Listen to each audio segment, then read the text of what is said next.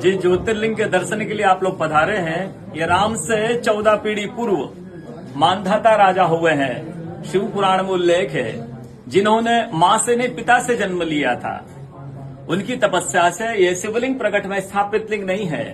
जिस प्रकार आरती करते हम प्रण अक्षर के मध्य, ओम अक्षर के मध्य, यह तीनों एका, जय शिव ओंकारा। एक शिवलिंग में ब्रह्मा विष्णु महेश निराकार धरती से प्रकट हुए हैं। इसलिए अखंड दीप जो जल रहा है प्राचीन समय से, एक ही दीपक में 3 बातें लगातार जल रही है, ब्रह्मा विष्णु महेश की। इस पहाड़ी के ऊपर 7 किलोमीटर का परिक्रमा मार्ग है, वो भी ओम आकृति में है। जो पर्वत पे हम प्रभु ओंकारेश्वर ज्योतिर्लिंग के दर्शनों के लिए खड़े हैं, ये पर्वत स्वयं शिवलिंग की आकृति में है। चारों तरफ नर्मदा मैया जलेहरी बनकर बह रही है।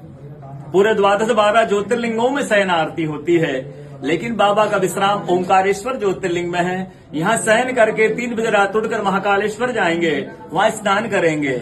इसलिए वहाँ का भस्म आरती प्रसिद्ध है, यहाँ का शयन आरती प्रसिद्ध है। शिव पुराण में भी कथा आती है, महिलाएं 16 सोमवार व्रत करती है, उसमें भी कथा आती है। क्या कथा आती है? प्रतिदिन भोलेनाथ आते हैं, माँ के साथ विश्राम करके सुबह ब्रह्म मुहूर्त में उठकर चले जाते हैं। एक दिन जब भोले बाबा माँ के साथ पधारते तो माँ पुजारी से पूछती है, पुजारी हमें विश्राम के लिए जा रहे हैं, चौपड़ पासे में किनकी जीत होगी? पुजारी बोलते हैं कि आज ये भोले बाबा जीतेंगे। ऐसा बोलकर पुजारी घर चले जाते हैं। भोले बाबा माँ विश्राम के लिए चले जाते हैं। सुबह ब्रह्म मुहूर्त में जैसे ही भोले बाबा माँ बाहर निकलते हैं, पुजारी द्वार पर रहते तो माँ पुजारी से पूछती, पुजारी कल मैंने आपसे पूछा था, हमें विश्राम के लिए जा रहे, चौपड़ पासे में किनकी जीत होगी? आपने कहा भोले बाबा जीतेंगे। भोले बाबा नहीं, मैं जीती हूँ। माँ ऐसा बोलकर उनको श्राप दे के चली जाती है। उनके तुरंत पश्चात अप्सराएं शिवलिंग पे जल चढ़ाने आती तो अप्सराएं पुजारी से पूछती, पुजारी अस्वस्थ क्यों हो गए? आप तो ठीक थे। फिर पुजारी बताते हैं, प्रतिदिन भोले बाबा माँ के साथ विश्राम करके चले जाते थे।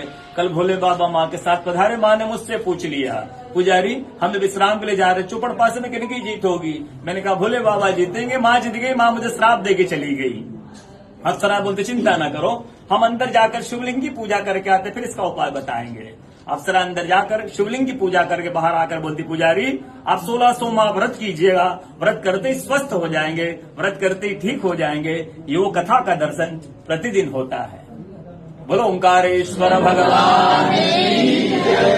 पूरे 12 ज्योतिर्लिंग में ओंकारेश्वर ही ऐसा ज्योतिर्लिंग है जिसके दर्शन के पश्चात कोई महानदी का दर्शन होता है, जिसके तट को छूकर कोई महानदी बह रही है। आप काशी जाएंगे, गंगा जी दूर है, उज्जैन जाएंगे, क्षिप्रा जी दूर है, सोमनाथ जाएंगे, समुद्र है। लेकिन ओंकारेश्वर ही ऐसा ज्योतिर्लिंग है जिसके दर्शन के पश्चात कोई महानदी का दर्शन होता है।